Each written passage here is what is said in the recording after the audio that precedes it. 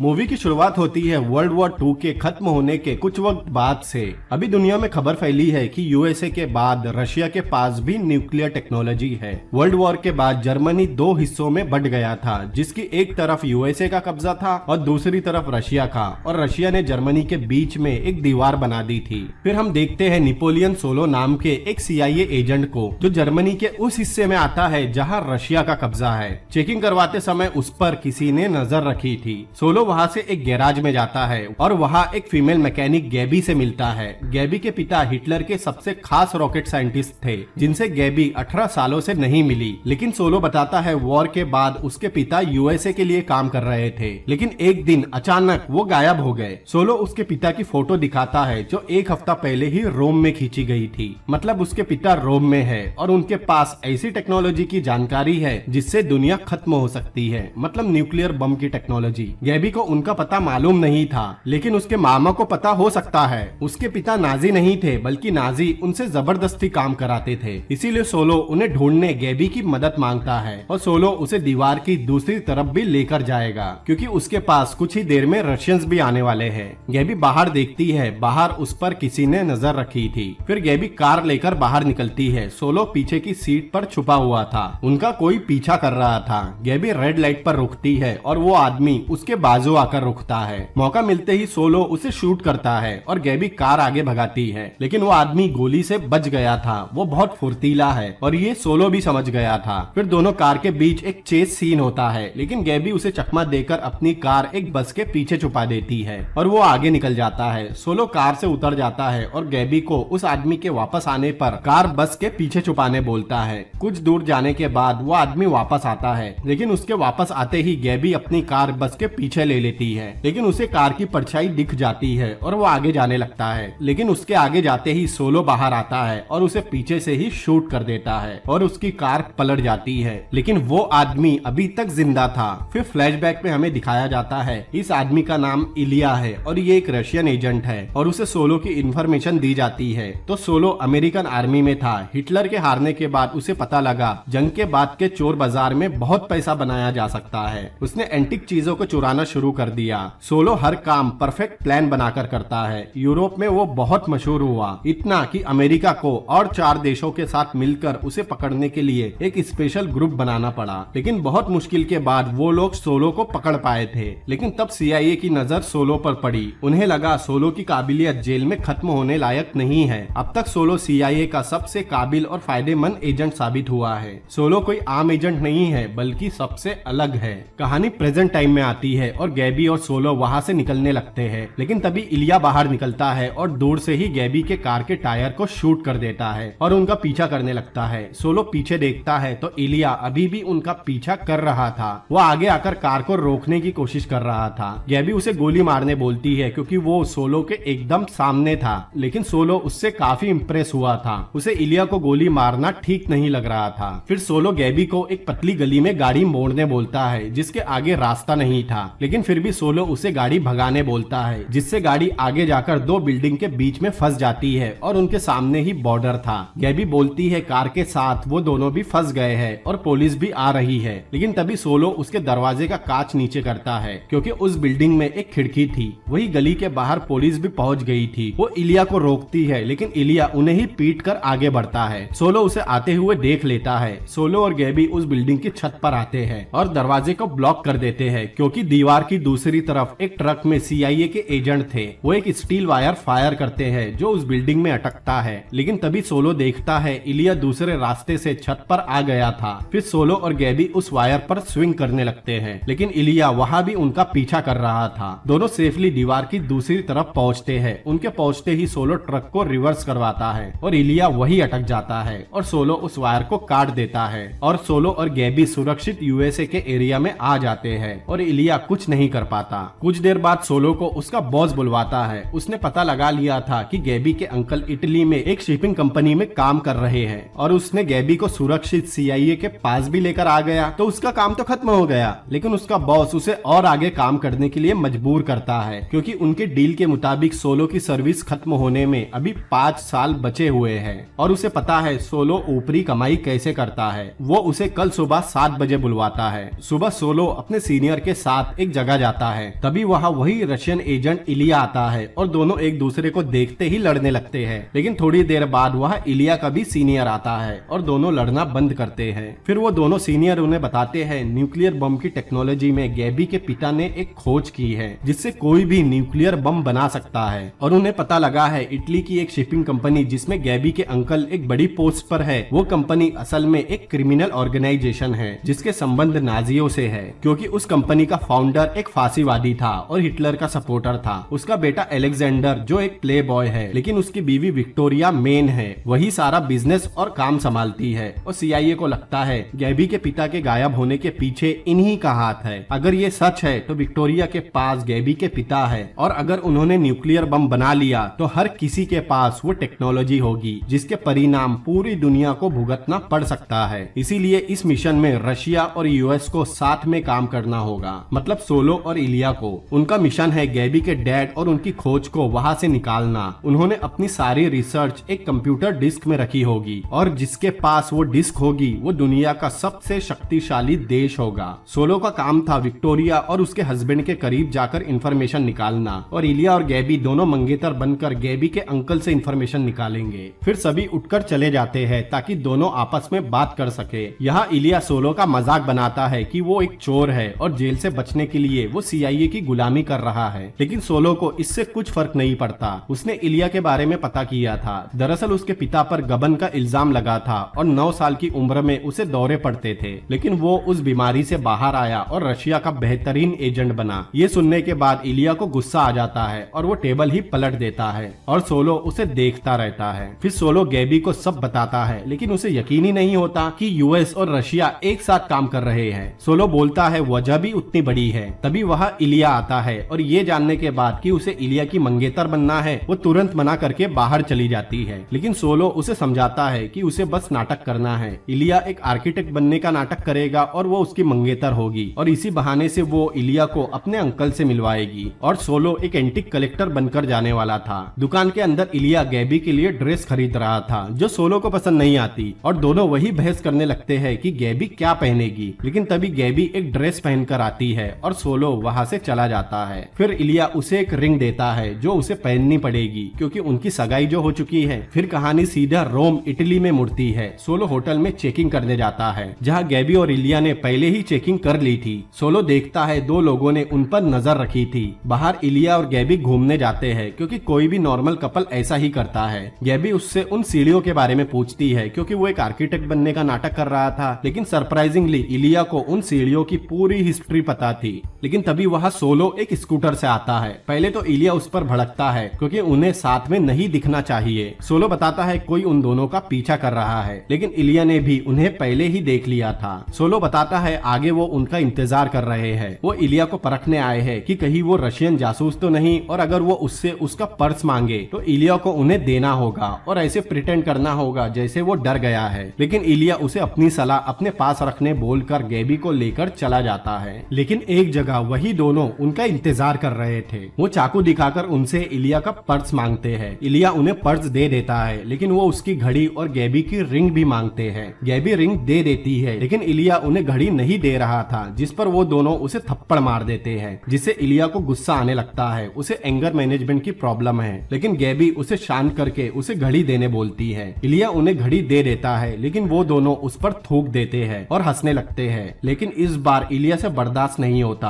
और वो एक आदमी को पंच मारता है, लेकिन दूसरा आदमी गन निकाल लेता है, लेकिन गैबी उसे शांत करती है। फिर वो दोनों चोर वहाँ से चले जाते हैं। फिर वहाँ सोलो आता है और सिचुएशन को ऐसे हैंडल करने के लिए इलिया को सुनाने लगता है। इलिया बताता है वो उसके डैड की घड़ी थी। फिर से दोनों में बहस होने लगती है, लेकिन गैबी दोनों को चुप कराती है क्योंकि उन दोनों को उसका ख्याल रखना है। वही होटल में रिसेप्शनिस्ट सोलो के लिए कॉम्प्लीमेंट्री ड्रिंक लेकर आती है, लेकिन सोलो उसे ही अपने साथ पीने के लिए बोलता है। वही इलिया के कमरे में गैबी उसके अंकल से बात करती है। कल उस शिपिंग कंपनी की तरफ से एक पार्टी है जहां उन्हें उसके मामा ने बुलाया है। वो इलिया को ड्रिंक के लिए पूछती है, लेकिन इलिया बोलता है नो, थैंक यू। फिर से पूछने पर इलिया बोलता है नो थैंक यू, लेकिन गैबी जाकर म्यूजिक चालू कर देती है और नाचने लगती है। परेशान होकर इलिया उसके पास जाता है, लेकिन गैबी उसे भी डांस कराने लगती है, लेकिन इलिया का हाथ पकड़कर गैबी उसे थप्पड़ मार देती है। फिर सॉरी बोलकर एक और थप्पड़ जड़ देती है। फिर दोनों भी लड़ने लगते हैं। कुछ देर बाद गैबी इलिया के ऊपर थी, तब उनके बीच मूवमेंट बनता है। गैबी उसे किस करने वाली थी, लेकिन किस करने से पहले ही सो जाती है। फिर इलिया उसे उठाकर बेड पर सुला देता है। इलिया गैबी की तरफ थोड़ा सॉफ्ट होता जा रहा था।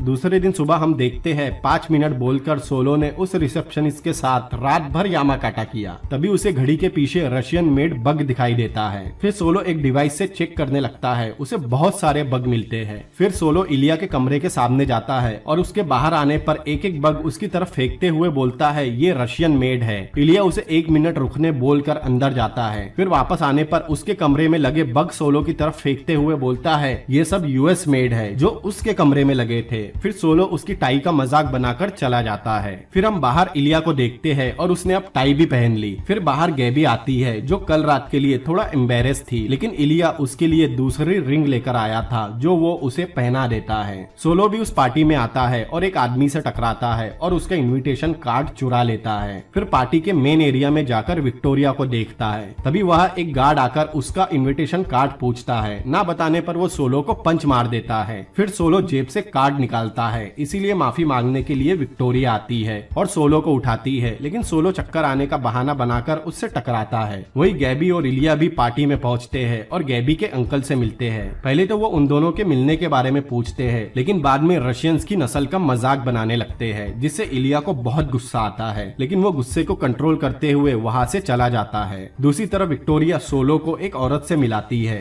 उसके मिलने के बाद सोलो एक टेबल के कपड़े को खींचता है बिना उसकी चीजें गिराए और विक्टोरिया का चेहरा साफ करता है, लेकिन विक्टोरिया बोलती है उसने उस औरत से मिलते समय उसका ब्रेसलेट चुराया था। सोलो वो ब्रेसलेट विक्टोरिया को पहनाता है, फिर उसकी ही चेन उसे पहनाता है जो सोलो ने उससे टकराते समय चुरा ली थी। विक्टोरिया देखती है उसकी घड़ी भी नहीं है जो सोलो ने उससे हाथ मिलाते समय चुराई थी। विक्टोरिया उसे चोर समझती है, लेकिन वो बताता है वो एक एंटिक कलेक्टर है। वही गैबी उसके अंकल से उसके डैड से मिलने के बारे में पूछती है, लेकिन वो बताते हैं उसके डैड यहाँ भगोड़े हैं और उन्हें उनके बारे में कुछ नहीं पता, वो उसकी मदद नहीं कर सकते। वही इलिया वॉशरूम जाता है जहाँ कुछ लड़के उसके साथ बदतमीजी करते हैं। इलिया पहले उन्हें समझाता है, लेकिन वो नहीं मानते। फिर इलिया बाथरूम का दरवाजा बंद कर देता है। दूसरी तरफ विक्टोरिया और सोलो गैबी और उसके अंकल के पास आते हैं। तभी वह ब्रिटिश शिपिंग कंपनी डिपार्टमेंट का एक ऑफिसर वेवरली आता है। ये वही आदमी था जिसका इनविटेशन कार्ड सोलो ने चुराया था। वो सोलो के हाथ की सफाई की तारीफ करता है। सोलो को लगता है उसे पता है इनविटेशन कार्ड उसी ने चुराया था, लेकिन वो टेबल से कपड़ा खींचने की बात कर रहा था। तभी वहाँ विक्टोरिया का हस्बैंड अलेक्जेंडर रेस कार लेकर आता है और अपने मैकेनिक पर भड़कने लगता है, लेकिन गैबी उस कार की प्रॉब्लम देखने लगती है और विक्टोरिया का हस्बैंड उसे।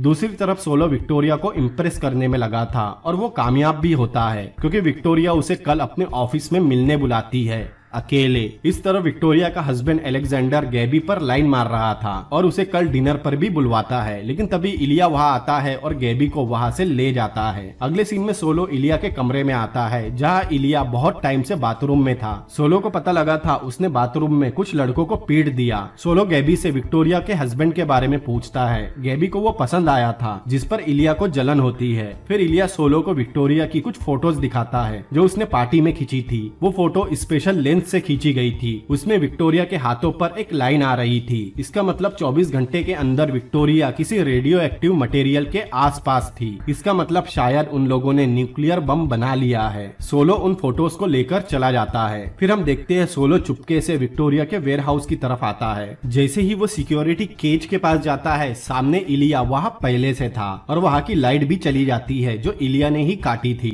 फिर सोलो केज को काटने एक कटर निकालता है, लेकिन इलिया एक लेजर निकालता है जिससे केज आसानी से कट जाता है। फिर दोनों अंदर जाते हैं। वहाँ दरवाजे पर 2 लॉक लगे थे। सोलो ऊपर के लॉक को कुछ ही सेकंड्स में खोल लेता है, लेकिन इलिया से लॉक खुल नहीं रहा था और गार्ड भी उस तरफ आ रहे थे। तब सोलो उस लॉक को भी खोलता है। फिर दोनों वहाँ छानबीन करने लगते हैं, लेकिन बहुत कोशिश के बाद भी उन्हें वहाँ कुछ नहीं मिलता। तभी वहाँ एक गार्ड आता है। इलिया देखता है उसके हाथ में उसी की घड़ी है। चुपके से इलिया उसके पीछे जाता है और उसके कान पर एक चाटा मारता है, जिससे वो आदमी आदमी वही फ्रीज हो जाता है, लेकिन वो उसकी घड़ी नहीं थी। सोलो के पूछने पर वो बताता है ये बेहोश करने की एक रशियन टेक्निक है। तभी वहाँ की लाइट वापस आ जाती है। उस आदमी ने जो लॉकर खोला था वहाँ एक रेडिएशन सूट था और लॉकर के अंदर एक बटन भी थी जिसे दबाने पर फ्लोर में एक सीक्रेट डोर खुलता है। दोनों नीचे जाते हैं जहाँ एक बहुत बड़ी तिजोरी थी। सोलो उसे खोलने में लग जाता है और बातें करते हुए ही उस तिजोरी को खोल लेता है। इलिया अलार्म के बारे में पूछता है। सोलो बोलता है तिजोरी के इस मॉडल में अलार्म नहीं होते,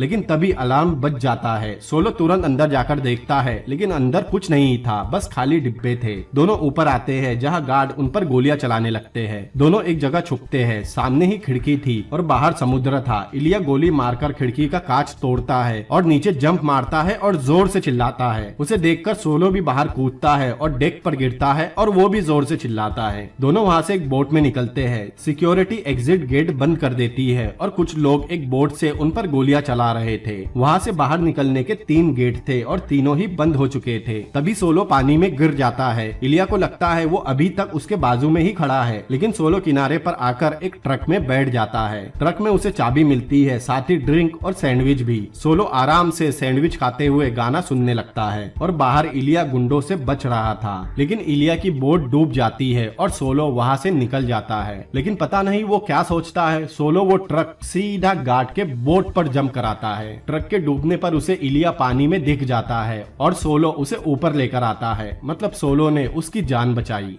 फिर वहाँ अलेक्जेंडर आता है और विक्टोरिया को सब बताता है। ये जानते ही विक्टोरिया सीधा सोलो के होटल कॉल करके कॉल को उसके रूम में ट्रांसफर करवाती है, लेकिन वहाँ कोई कॉल रिसीव नहीं करता। विक्टोरिया को सीधा सोलो पर ही शक होता है। विक्टोरिया अपने आदमियों को लेकर उसके होटल के लिए निकलती है और सोलो और इलिया स्कूटर से आ रहे थे। वही होटल में गैबी को उसके अंकल का कॉल आता है। वो उसे कल अकेले 11 बजे मिलने बुलाता है। गैबी हामी भर देती है। फिर वो किसी को कॉल करके मीटिंग की जानकारी देती है। वही बाहर सोलो, इलिया और विक्टोरिया साथ में होटल के बाहर पहुंचते हैं, लेकिन दोनों विक्टोरिया को बाहर देख लेते हैं और पिछले दरवाजे से होटल के अंदर भागते हैं। विक्टोरिया रिसेप्शन पर थी। दोनों अपने अपने रूम में भागते हैं। विक्टोरिया चाबी लेकर सोलो के रूम में जाती है, लेकिन तभी सोलो बाथरूम से निकलता है। उसे रूम में देखकर विक्टोरिया अपने आदमियों को भेज देती है। इलिया रूम में जाकर अपना रेडियो ढूंढने लगता है, क्योंकि उसने सोलो के कमरे में बग लगाया था, लेकिन रेडियो में यामाकाटा करने की आवाज आती है और उनके रूम का झूमर भी हिलने लगता है।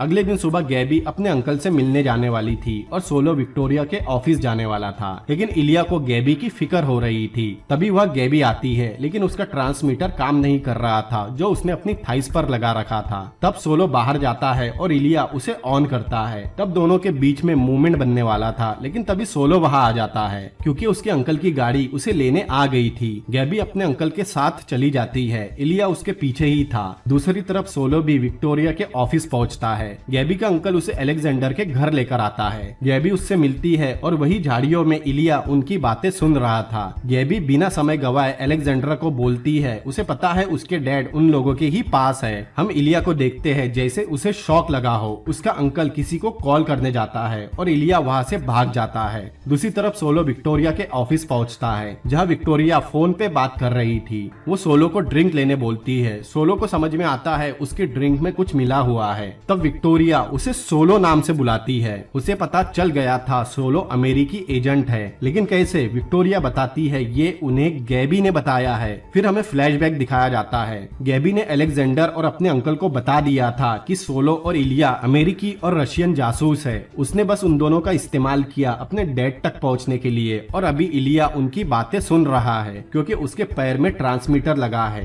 तभी उसका अंकल एक कॉल करने गया था। उसने विक्टोरिया को ही कॉल किया था। प्रेजेंट टाइम में सोलो सोफे पर अच्छे से तकिया लगाता है और ऊपर लेट जाता है और कुछ ही देर में बेहोश हो जाता है। जब उसकी आंख खुलती है, सामने विक्टोरिया और गैबी का अंकल था और वो इलेक्ट्रिक चेयर पर बैठा था। दोनों उसे करंट लगाते हैं। फिर विक्टोरिया सोलो को गैबी के अंकल के हवाले छोड़ देती है। वो बताता है कैसे वर्ल्ड वॉर में वो लोगों के ऊपर पेनफुल एक्सपेरिमेंट करता था। उसे लोगों को टॉर्चर करने में कितना मजा आता है और हम पहली बार सोलो को घबराया हुआ देखते हैं। फिर वो उसे करंट लगा आने लगता है। इस तरफ विक्टोरिया कहीं निकलती है। इलिया भी किसी को ट्रैक कर रहा था। गैबी हेलीकॉप्टर से किसी आइलैंड पर आती है। विक्टोरिया भी उस आइलैंड पर पहुंचती है। इस तरफ गैबी का अंकल सोच रहा था वो सोलो को टॉर्चर करना कहां से शुरू करे, लेकिन तब तक इलिया उसके पीछे आ गया था और अगले ही सीन में वो चेयर पर बैठा था। सोलो पूछता है उसने उसे कैसे ढूंढा। इलिया बताता है उसने एक ट्रैकर उसके जूते में छुपा रखा है। यहाँ एक शॉक लगते ही डॉक्टर एपोकलिप्स कहलाने वाला गैबी का अंकल इंटरनेशनल कोर्ट में विक्टोरिया और उसके हस्बैंड के खिलाफ गवाही देने तैयार हो जाता है। वो उससे न्यूक्लियर बम के बारे में पूछते हैं। वो बताता है उन लोगों ने बम बना लिया है जो अभी उनके प्राइवेट आइलैंड पर है और कल ही उस बम की डिलीवरी भी करने वाले हैं। ये डील समुद्र के बीच में होगी और नाजी खरीदार पनडुब्बी से आने वाले हैं। वो खुद को छोड़ने बोलता है, बदले में जैसा वो कहेंगे वो वैसा करने तैयार है। दोनों थोड़ी देर बाहर बात करने जाते हैं क्योंकि इस आदमी के पास बहुत जानकारी है, लेकिन इसने जो भी लोगों के साथ किया था उसे इसकी सजा नहीं मिलेगी। वो सौदा करके कुछ ही महीनों में बाहर आ जाएगा, लेकिन अंदर शॉर्ट सर्किट से उसे करंट लगने लगता है और कुछ ही देर में वो खुद ही जिंदा जल जाता है। सोलो बोलता है उसने अपना जैकेट अंदर ही छोड़ दिया।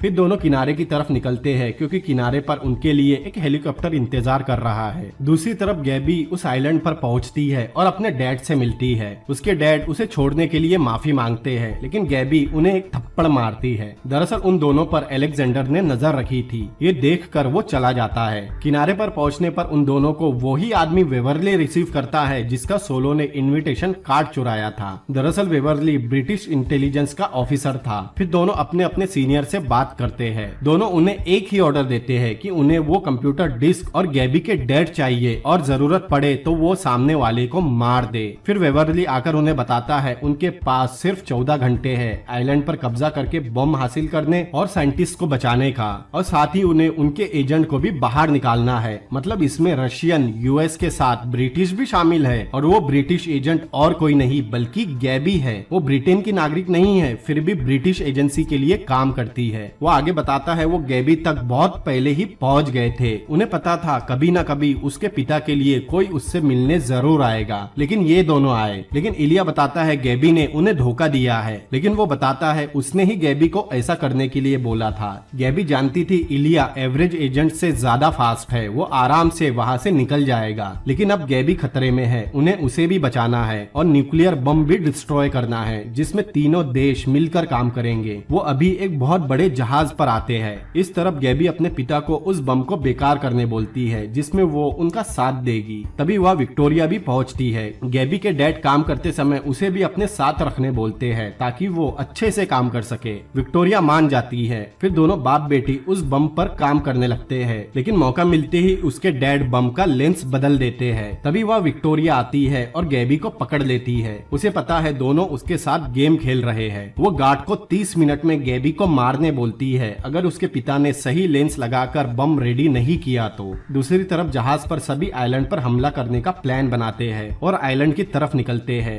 गैबी के डैड ने बम रेडी कर लिया था। फिर विक्टोरिया उनसे कंप्यूटर डिस्क मांगती है जिसमें बम बनाने की टेक्नोलॉजी है और साथ ही उसकी बैकअप डिस्क भी। वो दोनों डिस्क उसे दे देते हैं और विक्टोरिया उन्हें वही शूट कर देती है और एक डिस्क अलेक्जेंडर को देती है। फिर तीनों देशों की फौज मिलकर आइलैंड पर हमला करती है। सोलो और इलिया अंदर जाते हैं जहां उन्हें गैबी के डैड की लाश मिलती है और बम भी गायब थे। दोनों गैबी को ढूंढने लगते हैं। तभी सोलो को एक आदमी के हाथ में इलिया की घड़ी दिखाई देती है। फिर सोलो एक रूम में आता है जहां उसे मॉनिटर पर अलेक्जेंडर बम और गैबी को ले जाते हुए दिखाई देता है। सोलो तुरंत इलिया को बताता है, लेकिन तब तक अलेक्जेंडर कार लेकर निकल जाता है। फिर सोलो वही की एक कस्टम मेड कार लेकर उसका पीछा करने लगता है और इलिया एक बाइक से। एक बहुत ही लंबे चेस सीक्वेंस के बाद इलिया उसके सामने आ जाता है और उसके साइड में आकर कार के टायर को शूट करता है, लेकिन अलेक्जेंडर उसे धक्का देकर ढलान से नीचे गिरा देता है। तभी उसकी दूसरी तरफ सोलो पहुंचता है और गैबी को पकड़ने बोलकर उस कार को ही पलटा देता है। ढलान से कुछ देर पलटने के बाद वो कार रुकती है। दूसरी तरफ इलिया के ऊपर बाइक गिर गई थी। सोलो जाकर गैबी को बाहर निकालता है, लेकिन तभी अलेक्जेंडर आकर सोलो के सिर पर वार करता है। इलिया बाइक के नीचे दबा हुआ था। अलेक्जेंडर को गन मिल जाती है और जैसे ही वो सोलो को शूट करने वाला था इलिया आ जाता है और उसके शूट करने से पहले ही उसे चाकू से मार देता है। तब सोलो को जमीन पर वो डिस्क मिलती है जो सोलो चुपचाप अपने पास रख लेता है। अब सब कुछ ठीक था। फिर वह हेलीकॉप्टर से उनकी टीम भी पहुंचती है। वो लोग बम को डीएक्टिवेट करने लगते हैं। तभी वेवरली आकर उन्हें एक बुरी न्यूज देता है कि ये बॉम्ब नकली है। वो बताता है ये असली ही बॉम्ब है लेकिन न्यूक्लियर बम नहीं है। गैबी बताती है लैब में 2 बम थे। सभी जहाज पर वापस आते हैं। उन्होंने सब पता लगा लिया था लेकिन कोई बोट आइलैंड से बाहर नहीं गई थी। लेकिन रोज सुबह लगभग 100 मछुआरों की नाव निकलती है, लेकिन 100 नाव में से विक्टोरिया को उस बम के साथ ढूंढना नामुमकिन है। वो सभी नाव अब तक 60 किलोमीटर दूर जा चुकी होगी। सोलो उन बोट की लिस्ट चेक करने लगता है। तब उसे याद आता है पार्टी में और विक्टोरिया के ऑफिस में उसने अलेक्जेंडर की अपने बाप के साथ फोटो देखी थी, जो एक नाव के सामने ली हुई थी, जो उनकी सबसे पहली बोट थी। सोलो उस बोट का नाम ढूंढ लेता है। उन्हें उस बोट की एग्जैक्ट लोकेशन पता करना है तो उन्हें रेडियो पर लंबी बात करनी होगी। तब गैबी को एक आइडिया आता है जिससे काम जल्दी खत्म हो जाएगा। फिर वो लोग उस बोट पर कांटेक्ट करते हैं, मगर उसका कैप्टन विक्टोरिया के उस बोट पर होने से इनकार करता है। फिर सोलो बात करना शुरू करता है और बताता है उसने उसके पति मतलब अलेक्जेंडर को मार दिया है। फिर उसे उकसाने लगता है कि मरने से पहले उसने भीख मांगी वगैरह वगैरह। तब गुस्से में विक्टोरिया उससे बात करती है, मतलब वो उसी बोट पर है। फिर विक्टोरिया उसे धमकी देने लगती है, लेकिन थोड़ी देर बाद सोलो उसे बताता है जब वो उसे धमकी दे रही थी तब उन्होंने उसके रेडियो सिग्नल के जरिए उसकी लोकेशन लॉक कर ली थी। उसके लिए उन्हें ज्यादा देर तक बात करनी थी। विक्टोरिया बोलती है इससे कुछ नहीं होगा क्योंकि कुछ देर में वो गायब हो जाएगी। लेकिन सोलो आगे बताता है एक ट्रैकिंग डिवाइस था जो उसने दूसरे बम में छोड़ दिया था, जो बात गैबी को उस लैब में दूसरे साइंटिस्ट ने बताई थी। भले ही उनके पास का बम न्यूक्लियर ना हो, लेकिन वो उसकी मीडियम साइज बोट को आराम से उड़ा सकता है और उसे 40 सेकंड पहले उन्होंने लॉन्च कर दिया है, जो उसे हिट ही करने वाला होगा। उसके धमाके से न्यूक्लियर बॉम्ब एक्टिवेट नहीं होगा क्योंकि उसमें यूरेनियम नहीं है।